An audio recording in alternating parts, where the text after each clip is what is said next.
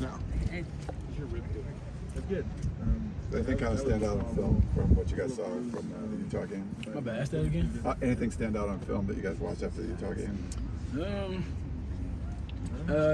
We just got to continue to trust ourselves and, mainly just trust ourselves and doing what we were coached to do or doing what we were coached to do and just do it to the best of our ability.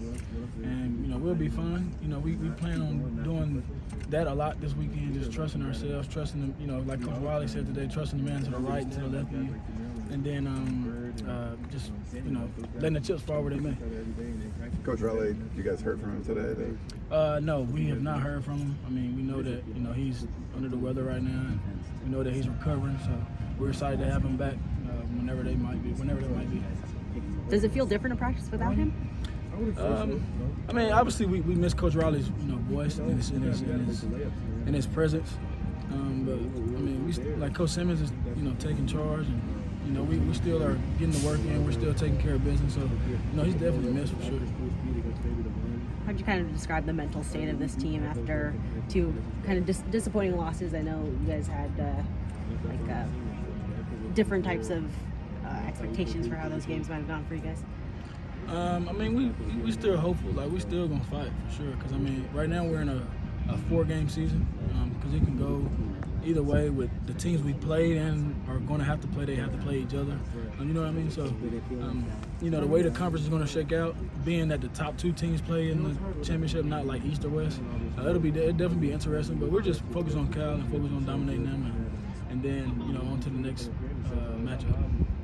What do you guys need to do better against quarterbacks to kind of keep them from tearing off these big runs? Say that again? What do you guys need to do better against quarterbacks to prevent them from tearing off these big runs? I mean, that's on me and the whole front seven to just get to them. I mean, the more you get to them, the more you frustrate them, the more you get in their space. It kind of like slows their processing down on what they're seeing downfield. It makes them start seeing things. It speeds up their whole thinking process. So that's just on us to be able to get to them faster and get to them more. I think Coach Riley said after the game he thought maybe outside noise, outside expectations kind of worked their way into this team in some ways. Did you notice that? Have you noticed that this year? How do you think you guys have handled some of that outside pressure?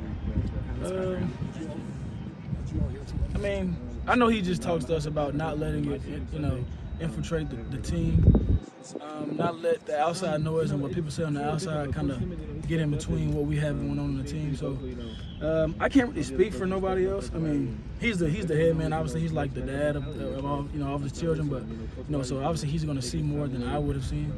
But speaking for myself, I mean, I think I've done a pretty good job of just keeping outside noise, because that's all it is outside noise. And just continuing to lead and do, just lead my teammates like Mason.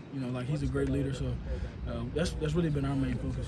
How do you process that by yourself? Just outside noise. You can't ignore it completely in this day and age. It's just what it is. How do you balance ignoring it or embracing it and kind of making it work for you? I think if you're gonna pay attention to it, you got to use it as motivation, which that's what I've have done in the past. But paying attention to it and letting it infiltrate what you do and how you go about your day and in a negative way, I think that's the wrong way to handle it. So I think if you do choose to pay attention to it, you got to use it as motivation. But you don't have to. We have some guys, including myself, who have gotten out of Twitter because it kind of gets a little frustrating just hearing things that are said on the outside, because it's it's on the outside for a reason.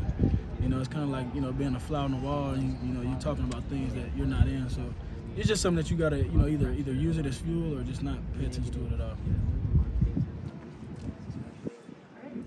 Appreciate it.